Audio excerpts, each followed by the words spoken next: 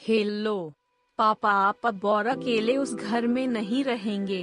अगर आज आपको कुछ हो जाता तो मैं खुद को कभी माफ नहीं कर पाती। अच्छा हुआ जो आपको कहीं चोट चपेट नहीं आई। वैसे भी दिवाली आने में अब बस कुछ दिन ही है, तो अकेले कैसे त्योहार मनाएंगे। यहाँ सबके साथ अच्छा लगेगा, मन भी लगा रहेगा। नमन को मैंने कह दिया है, आप आ जाना उनके साथ। खुशी की तबीयत ठीक होती तो मैं खुद ही आ जाती। रमा ने अपने पिताजी अवधेश जी से कहा, अरे बेटा, तूने खामखा दामाद जी को परेशान किया, मैं यहाँ ठीक हूँ। अवधेश जी ने कहा, पापा अब मैं कुछ भी नहीं सुनने वाली, बस आप आ रहे हैं, अब आप हमारे साथ ही रहेंगे। फोन रखती हूँ, आपका इंतजार करूँगी। रमा ने कहा, माँ जी ठीक किया ना मैंने पापा को यहाँ बुलाकर। रमा ने अपनी सास सरला जी से कहा, हाँ बेटा, माता पिता बच्चों के साथ नहीं रहेंगे तो कहाँ जाएंगे। अच्छा किया तुमने जो समधी जी को बुला लिया, सरला जी ने कहा।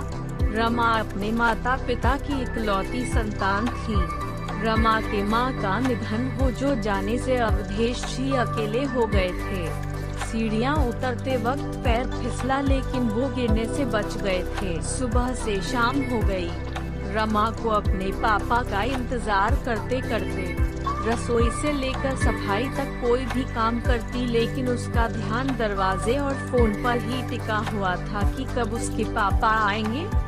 रमा लगातार फोन पर फोन किए जा रही थी, लेकिन कोई भी फोन नहीं उठा रहा था। कभी मन में अनहोनी की आशंका होती तो कभी मन कहता, नहीं सब ठीक होगा। रमा के चेहरे पर उसके मन का डर, घबराहट और बेचैनी साफ झलक रहा था। रमा की सास ने रमा को ढाढ़स बंधाते हुए कहा, बहू चिंता मत करो, आ जाएंगे थोड़ी देर में। हाँ माँ जी, लेकिन सिर्फ 3 घंटे ही तो लगते हैं। यहाँ तो सुबह से शाम हो गई और कोई फोन भी नहीं उठा रहा, इसलिए मन बेचैन हो रहा था। रमा ने कहा। तभी दरवाजे की घंटी बजी। रमा सोफे से उठकर भाग के दरवाजा खोलने गई। देखा सामने नमन थे सिर्फ। रमा नमन के अगल बगल झांकने लगी। तभी नमन ने कहा, अब घर के अंदर भी आने दोगी मुझे?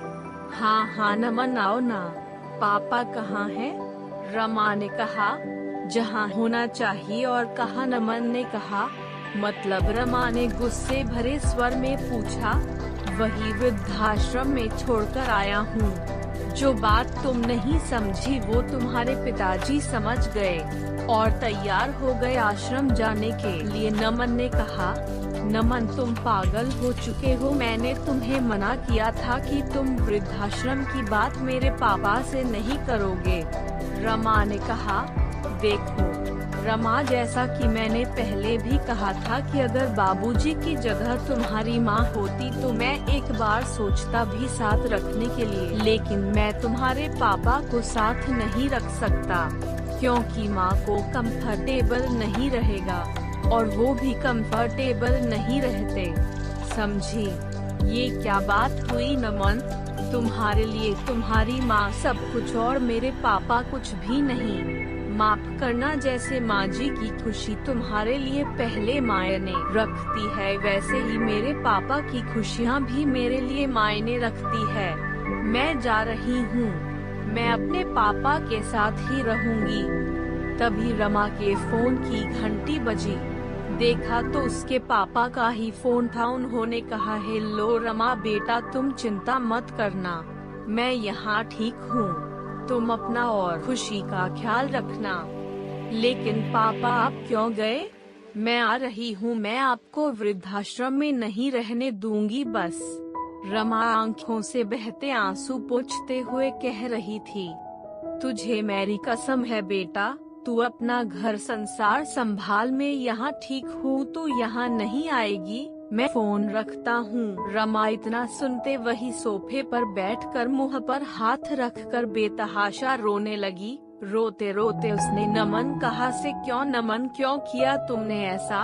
एक बेटी के पिता की जगह वृद्धाश्रम क्यों?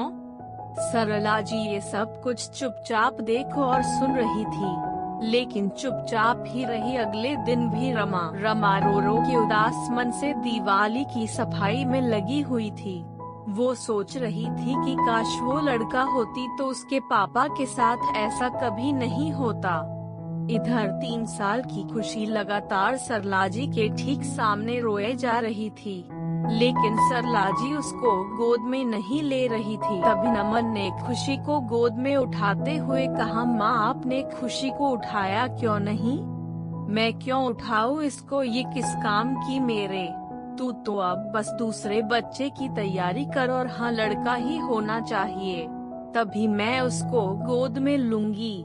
अब चाहे उसके लिए तुझे जो भी करना पड़े, सरला जी ने कहा। नमन ने गुस्से में कहा, माँ आज आप कैसी बातें कर रही है?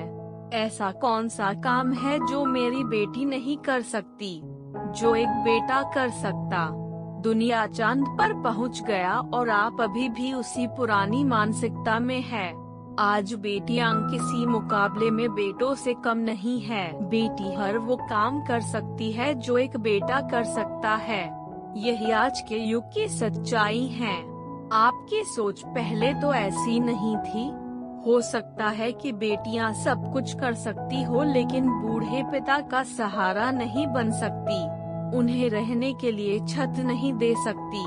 और मैं नहीं चाहती कि जिस बेटे को मैंने इतने लाड़ प्यार से पाला पोसा, उसको अपना बुढ़ापा वृद्धाश्रम में बिताना पड़े, क्योंकि क्या पता कल को बेटी का पति या ससुराल वाले कैसे मिले।